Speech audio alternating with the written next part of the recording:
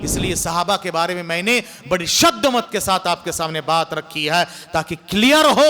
एक सहाबा के बारे में दिल में अगर कुछ आपने जरा बराबर कुछ रखा है तो आपका हमारा ईमान बर्बाद है, याद रखिए। इसलिए सहाबा हक का मेयार है। यहां तक मालूम हुआ कि हक, अब आएंगे इंशाअल्लाह हक परस्त जमात कौन सी है। अल्हम्दुलिल्लाह रब्बिल आलमीन, अस्सलातु वस्सलामु अला अशरफिल अंबिया व सय्यिदिल मुरसलीन नबीना मुहम्मद व अला आलिहि व अस्हाबिहि अजमईन मन तबिअहुम बिइहसान इला यौमिद्दीन, अम्मा बाद। फ़अऊज़ु बिल्लाहिस समीइल अलीम मिनश शैतानिर रजीम मिन हमज़िहि व नफ़्ख़िहि व नफ़्थिहि। अस्साबिक़ूनल अव्वलूना मिनल मुहाजिरीन वल अंसार वल्लज़ीना इत्तबअूहुम बिइहसान रज़ियल्लाहु अन्हुम व रज़ू अन्हु। हज़रीन गिरामी, सिरात मुस्तकीम की दुआ मांगना चाहिए, क्योंकि जिसको सिरात मुस्तकीम मिल गया वो कामयाब है। और सिरात मुस्तकीम यही हक़ का रास्ता है। तो बात हमारी शुरू हुई थी कि हक़ किसको कहा जाता है। तो हमने ये मालूम किए कि अल्लाह तबारक ताला बरहक हैं और अल्लाह के जो शाआइर हैं वो बरहक हैं। जैसे कि अल्लाह ताला का भेजा हुआ दीन इस्लाम, शरीयत इस्लामिया, और अल्लाह ताला के भेजे हुए अंबिया और रसूल, और अंबिया और रसूल जो गुज़रे हैं, आखिरी नबी से पहले उनका वक्त महदूद होता था। उनके ज़माने के बाद, उनके गुज़रने के बाद उनकी शरीयत मनसूख कैंसिल हो गई, और जो आखिरी शरीयत है मोहम्मद सल्लल्लाहु अलैहि वसल्लम की लाई हुई, अल्लाह ने आपके ज़रिए से जो नासिल फरमाया, ये क़यामत तक रहने वाली है और ये भी बरहक है, उसी पर अमल होगा। और इस ज़िम्न में बात यह आई थी कि सहाबा इकराम भी हक़ के मेयार हैं। अल्लाह ताला ने उनको काबिल इत्तिबा करार दिया, और जिनको इत्तिबा का हक़ दिया गया है वो हक़ है। अल्लाह हक़ है, और अल्लाह ने जिनको इत्तिबा का हक़ दिया है वो हक़ है। अल्लाह ने सहाबा किराम को इत्तिबा का हक़ दिया है। चुनांचे सूरह तौबा सूरह नंबर 9 आयत नंबर 100 में अल्लाह ने फरमाया, अस्साबिक़ूनल अव्वलूना मिनल मुहाजिरीन वल अंसार वल्लज़ीना इत्तबअूहुम बिइहसान रज़ियल्लाहु अन्हुम व रज़ू अन्हु। साबिक़ीन अव्वलीन, मुहाजिर और अंसार, सहाबा इकराम, और जो लोग एहसान के साथ उनकी पैरवी किए, तो इत्तिबा का हक़ इनको दिया गया। वल्लज़ीना इत्तबअूहुम बिइहसान, एहसान के साथ जो लोग इनकी इत्तिबा किए, अल्लाह ताला इनसे राज़ी हैं और ये अल्लाह से राज़ी हैं। रज़ियल्लाहु अन्हुम व रज़ू अन्हु। तो सहाबा किराम की इत्तिबा से अल्लाह राज़ी है और उनके इत्तिबा को हक़ का मेयार करार दिया गया है। अब यहां पर एक बात जो मुझे अर्ज करनी है वो ये, चूंकि हम कहते हैं और सलफ का यही अकीदा है कि सहाबा इकराम में से सारे के सारे बरहक हैं। अस्सहाबत कुल्लुहुम अदूल। उसूल हदीस की इस्तिलाह में एक बात ये कही जाती है कि सहाबा सारे के सारे काबिल एतमाद हैं, सिका हैं, सही हैं, आदिल रावी हैं। हदीस की तहकीक अगर आप देखें तो रावियों की पूरी जन्म कुंडलियां खंगाली जाती है। अब एक रावी है हदीस में, मिसाल के तौर पर इमाम बुखारी, इमाम तिरमिजी, इमाम नसाई, इब्ने माजा जो भी हैं, इन तक नबी से लेकर इन तक जितने सोर्स आए हुए हैं, जिनको आप कहेंगे कि ये चेन ऑफ नरेटर्स, जो हदीस बयान करने वाले, उनके चेन, उसी चेन को कहा जाता है सिलसिलाए सनद। सनद, और ये जो सनद में अफराद पाए जाते हैं, और अहले इल्म ने लिखा है कि इस्लाम की खुसूसियत है। ज़िम्नन एक बात याद आ रही है, बता देता हूं कि अल इस्नादु मिनद्दीन, दीन इस्लाम की ये खुसूसियत में से है कि इसके पास प्यारे नबी सल्लल्लाहु अलैहि वसल्लम से लेकर आज तक भी सनद मौजूद हैं। नबी ने एक बात कही, कौन से सहाबा सुने, सहाबा से कौन से ताबी सुने, ताबी से कौन से तबे ताबी सुने, उनसे फिर कौन से सलफी सुने हैं, कौन से मुहद्दिस सुने हैं, आज तक भी मदारिस इस्लामिया में सिलसिलाए सनद जारी है। हमने बुखारी पढ़ी है, अबू दाऊद पढ़ी है, तिरमिजी पढ़ी है, तो हम अपने उस्ताद से लेकर नबी तक आपको सनद दे सकते हैं। अल्हम्दुलिल्लाह, अल्हम्दुलिल्लाह। जामे दारुस्सलाम उमराबाद मादर इल्मी हरसहल्लाह, अल्लाह उसकी हिफाजत फरमाए, वहां के बहुत कदीम उस्ताद थे जो कि फ्रीडम फाइटर भी रहे, और बस 1-2-3 साल पहले 100 साल की उम्र में उनका इंतकाल हुआ। हमारे पास हमने मोहब्बत रसूल प्रोग्राम किया था, तो उस वक्त भी वो आए थे, शेख ज़हीरुद्दीन असारी रहमानी रहमहुल्लाह रहमतन वासिया। तो कदीम रहमानिया वहां के फारिग थे, शेखुल हदीस थे, उनके पास सनद आली पाई जाती थी। अरब के लोग उनको बुलाकर उनके पास हदीस पढ़ के सनद लेते थे, और हमारे पास पूरे डॉक्यूमेंट्स के साथ वो चीजें मौजूद है अल्हम्दुलिल्लाह। और उनकी सनद सनद आली मानी जाती है, और अल्लाह के फजल करम से उनसे सनद हासिल करने यानी इजाजा आम्मा फी रिवायत अल हदीस, तकरीबन जो कुतुब सित्ता है उसके अलावा मुअत्ता, ये 8 और साथ दीगर और किताबों की रिवायत करने की सनद मौजूद है अल्हम्दुलिल्लाह। तो ये जो सनद है, हम आपको बता सकते हैं कि नबी से लेकर आज तक यह हदीस किस किसने बयान की है, किसी मजहब के पास नहीं है। ये इस्लाम की खुसूसियात में से है कि इसके पास सनद है। ईसा अलैहिस्सलाम ने कोई बात कही है, क्या प्रूफ है? मूसा अलैहिस्सलाम की कोई बात है, क्या प्रूफ है? हाँ, उनकी किताबों में लिखी हुई है, लेकिन चैन है क्या? नहीं है। यहां तक मैं कहता हूं, और ये भी जरा सुनिएगा, इमाम अबू हनीफा ने एक बात कही है, वहां से लेकर आज तक पूरे ऑथेंटिसिटी के साथ भी मौजूद नहीं है। इमाम शाफी, इमाम मालिक, इमाम हम्बल, हो सकता है कि उनकी बातों में भी बीच में कुछ हो गया हो। इसीलिए अब्दुल्ला बिन मुबारक कहते हैं, अल इस्नादु मिनद्दीन लौला अल इस्नाद लक़ाल मन शा मा शा। इस्नाद, ये सनद, ये दीन का हिस्सा है।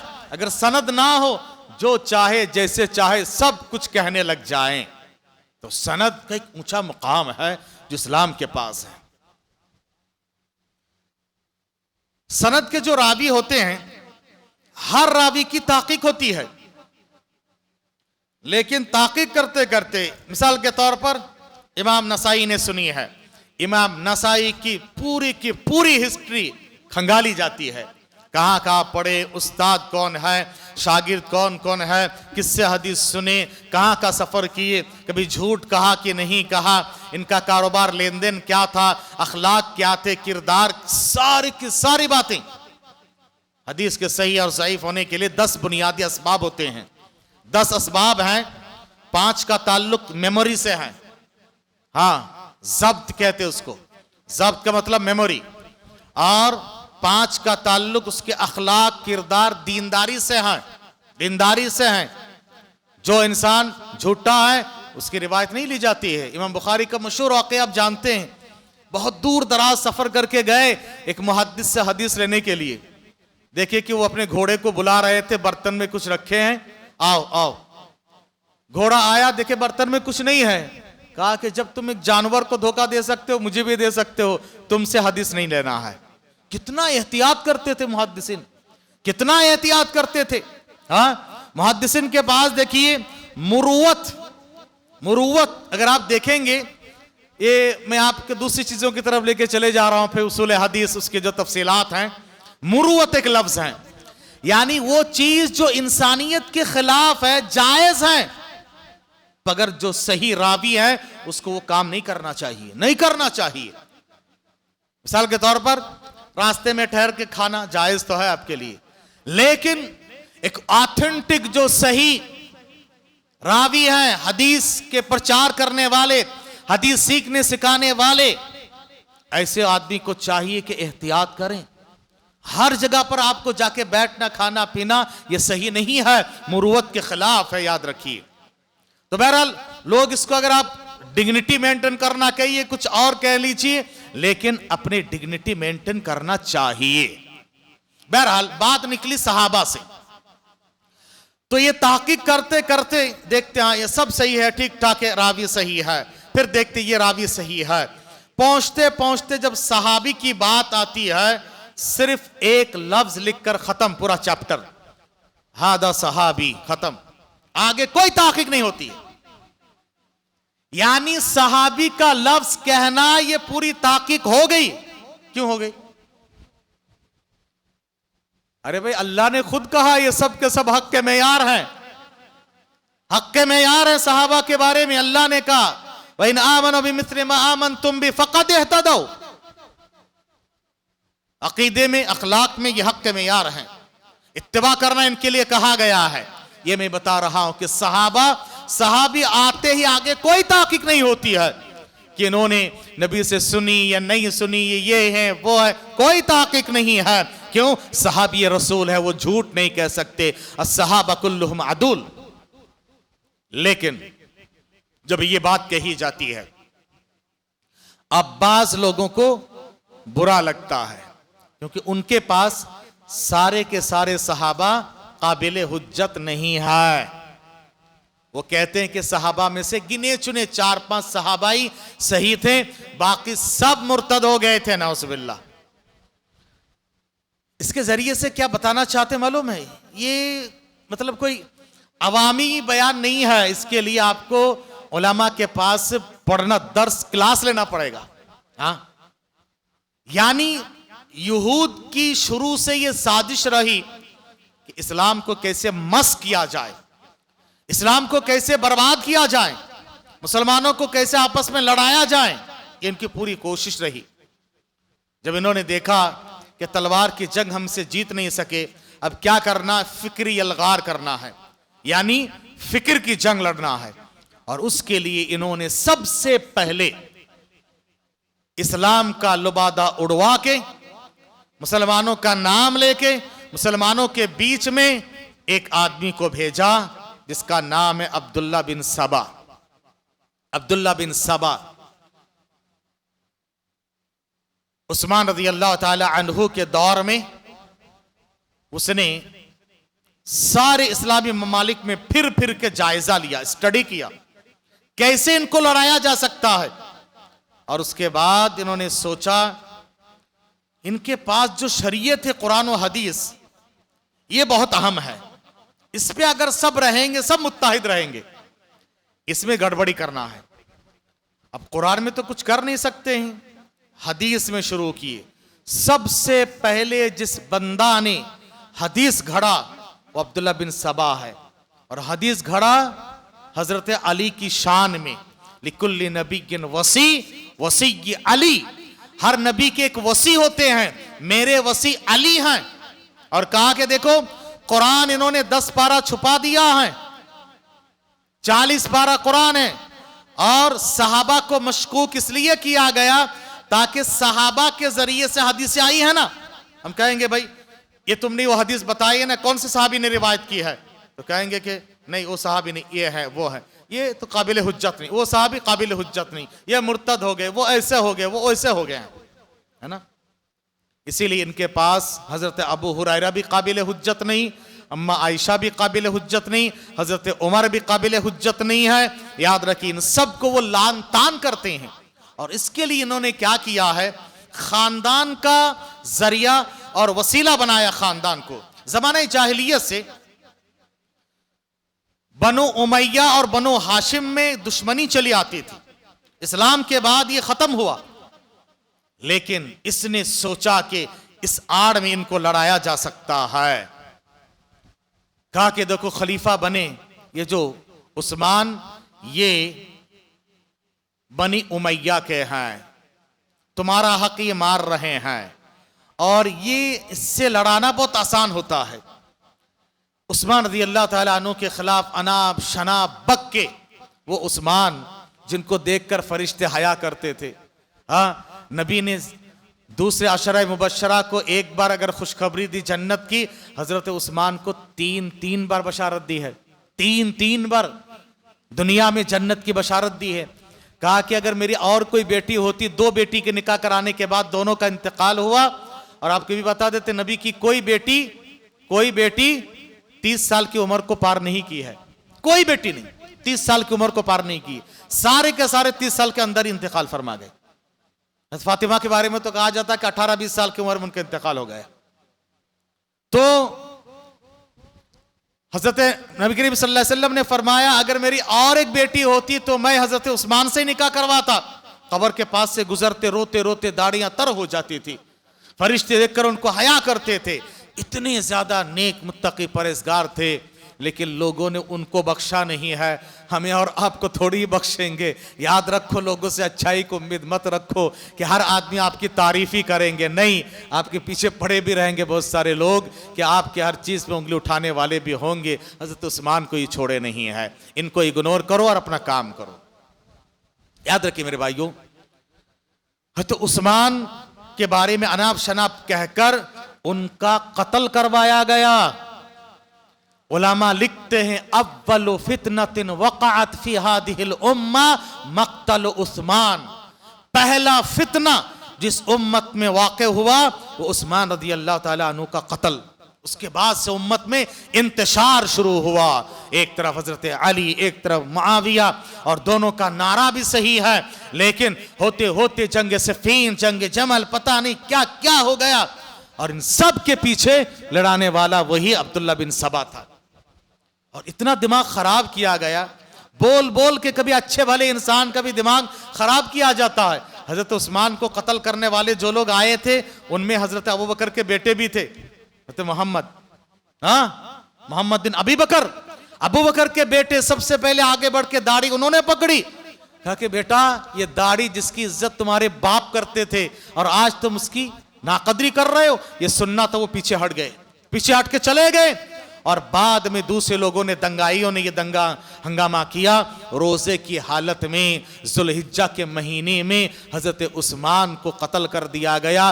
कुरान पढ़ते हुए आज तक उस कुरान में खून का छींटा मौजूद है। हाँ, अब बताइए अगर मातम मनाना है तो हजरत उस्मान हक नहीं रखते हैं मातम मनाने के?